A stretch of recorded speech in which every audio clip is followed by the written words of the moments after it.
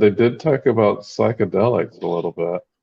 Yeah, I like that part actually. They basically talked favorably about psychedelics. I'm biased towards liking that, so I like that. Yeah, so what did you want to say about their advocacy for that? About psychedelics, I thought Yeah.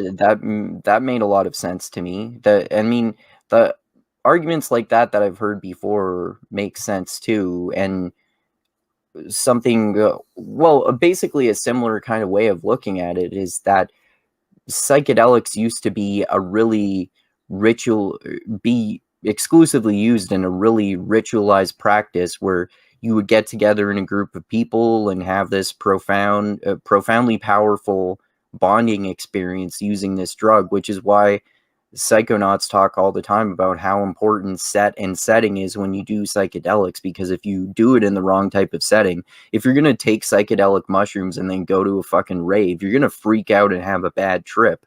But if you do mushrooms with your friend and sit around and talk about life or go for a walk in the forest or do an actual ritual like what they used to do, where you get together in a group and you have all of these particular ritualized practices to do with it, then that can that can be a profoundly good experience. And we know about recent studies, for example, that have confirmed people's claims that some things like psychedelics and or I mean mushrooms and MDMA and things like that can help people even do things like help veterans cure their PTSD, and they can help with depression and all sorts of other psychological conditions like that.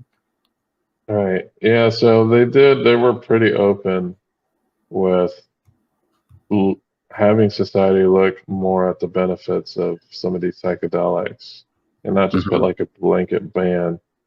It's about time, really. We're scientific enough so that we could probably put more studies and resources to figure out what kind of benefits these things have for people. I know there's been science moving along for it. I know largely like CBD is good for epilepsy, and that's Mhm. pretty much not disputed anymore. That there And is definitely. Yeah, go THC ahead. is too.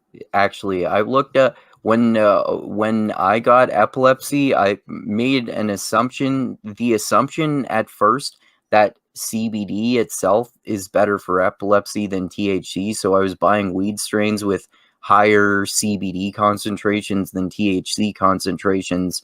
But then I looked it up and found out that apparently, actually, THC is better for epilepsy than CBD is. They're both good, but the THC actually is better.